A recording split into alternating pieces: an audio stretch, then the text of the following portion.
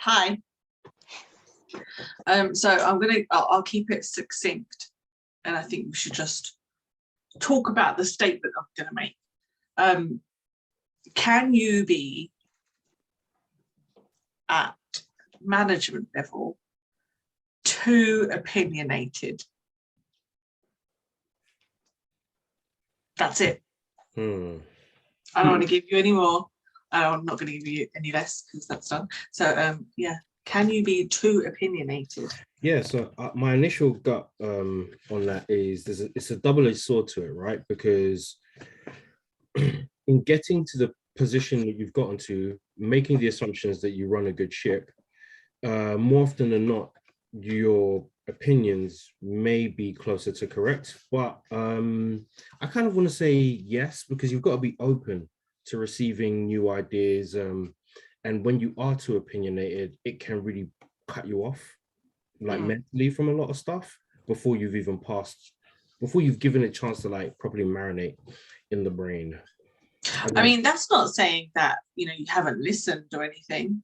It's just, can you have, or sometimes should you be inputting because you've got these opinions about, anything. If someone on the street said, oh, this is what I'm doing today, I could provide an opinion on it. So can you have too many opinions? That doesn't mean you're not listening. It doesn't mean that.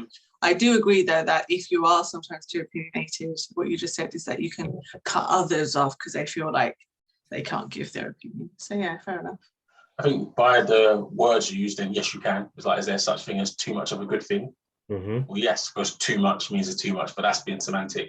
I think actually yes and yes, but I guess it's the consequences of being too opinion is what we would go to. And Charlie's given one of them. The others is you can stifle other opinions. You can think that you're giving opinions and ideas, but actually you're just railroading people into the ones that you give. That can happen. What else can happen from being too opinionated? You could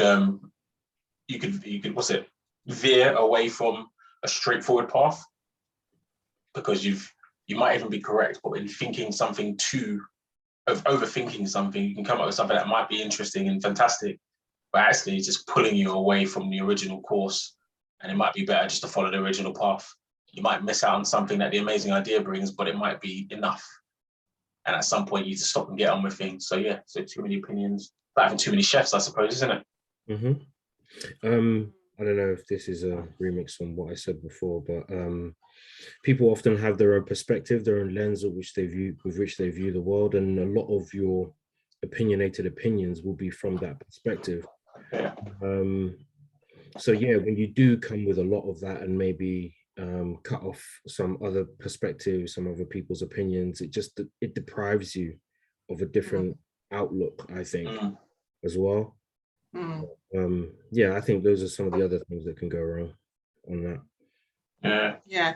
So I suppose another question is if someone asks you for your opinion at work, even though even though they're actually looking for a certain opinion, what their position sometimes is should you always then give it, or do you sometimes have to take a step back and say, here's what I might do in this situation, or should you have to, I don't know, let's say, sugarcoat your opinion sometimes? Today's world makes us have to.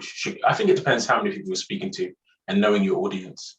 It feels good to say, let me just say what I believe is true, but I think there's a good quote that says, always speak the truth, but not everything that is true you have to say. And so say things which are true, but sometimes hold stuff back because not every truth is helpful to the listener or needs to be vocalized. And so I think it's similar with opinions. And so even if someone is asking you opinions, you're giving it from your lens, from your perspective. It doesn't necessarily mean that you should freely, it's almost like somebody asks you accountancy advice or financial advice. We all know to say, well, I'm not an accountant, better go check that up. It's almost like sometimes you need to be able to be clear on this is what I would do, but it doesn't mean you should do it. And if you're not sure that that disclaimer would be enough, you're probably better off saying nothing. You should do that at work, so. Also, just to follow up that thought, sorry, to jump in there, guys. An opinion is just what it is. It's an opinion, right?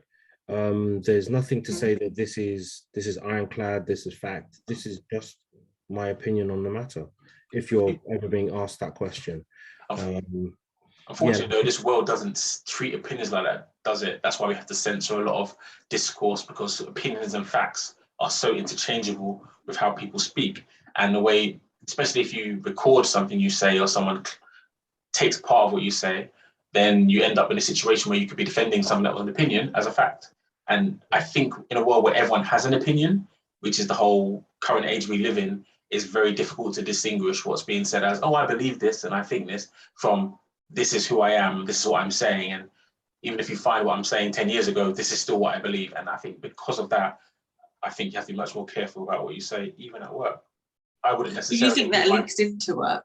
Oh, of course. That we don't maybe hold each other strictly to facts and opinions. Oh, I mean, if you were to give advice to a junior member of staff, for example, as a manager, about how you might deal with something, and then later on they're taken to a, let's say, a disciplinary on the same matter. Well, she said I should have done this. Oh, that's my opinion on what I would have done. No, but you said I'd do this. I went to do that, and your words can get mixed all over the place. And so you have to be careful of what you're saying, because you give one opinion to someone, another to another, and you've discriminated against someone.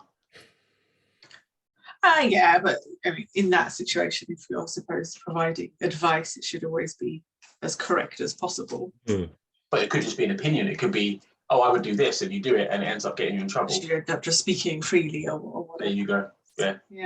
Yeah. I mean, conversely, what about not giving an opinion? Because that can also have problems, can't it? And then a few weeks down the line, like, really should have said that, but I did step back, and now there's a problem here. So how are we going to balance it? And then I suppose it's going to be give us a solution to help balance that. I think it's a very complex topic, and if you take it to its extreme end, what you're actually discussing is the benefits of free speech. Because an opinion is saying this is not necessarily true, is what I believe. And whether you're a manager or a junior manager or junior staff, you have the right to your opinion, like you have the right to free speech. When you suppress free speech, you lose a lot. You might take away somebody to be offended, you might take away something that might cause harm, fair enough. But if you lose it, it's such a vital thing that almost universally is seen as a right in the modern world. So I think an opinion at work follows those lines. And so I would protect people's right to have an opinion. However, just as with free speech, you have to be careful about who you're giving that opinion to and what it motivates others to do. I don't know the answer though, because it's very finely balanced all across the sphere. Well, you have to provide an answer. That's what This this is about. All right. So if we go back to the original question, which was, can you be too opinionated? And if you are, and you have been told that, a radical solution and a sensible solution. Okay. Well, I've struggled not necessarily on opinionated, but on how I deliver my opinions in the past. And I think I'll go with the reasonable approach of what someone told me, which helped me a lot actually at the time, is that if you do have a big voice or a big opinion or big anything in that sense, it's similar to being the tall kid or big kid in class, where you have to play a bit more gently. You might not be meaning to be harmful, but actually just by being yourself, you can actually cause harm. And it doesn't mean you should restrict yourself, but you have to be aware that if I'm the biggest kid in class, I can't just run full steam through the playground. I might hurt some people. And so if you have a lot of opinions, fair enough, have them, don't change who you are, but just be aware of your surroundings from time to time and don't run through people if you can help it. That's a really good one. Actually, I've heard you say that about other people and children especially. Yeah,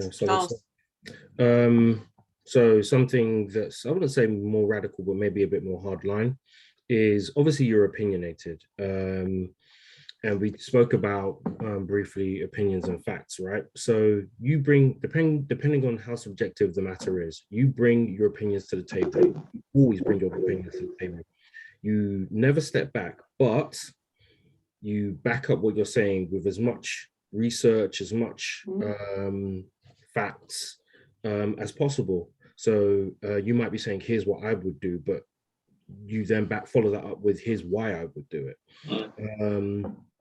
Every single time. And you always, like I said, give that, you always back it up. And I think that practice does also allow you to measure your opinions as well. But yeah, just be unyielding and always batter everyone into submission. Literally. Well, with evidence. Yes, Yeah. Here are my I like that one. sources. There you go.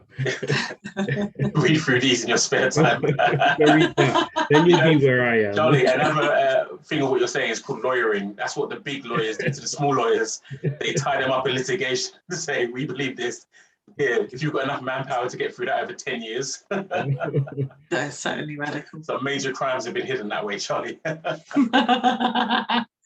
I'm not saying I did it. I'm just saying that's what I would do in that situation. Yeah.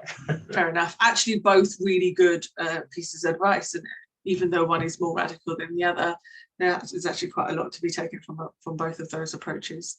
So thank you very much. Yeah. Awesome.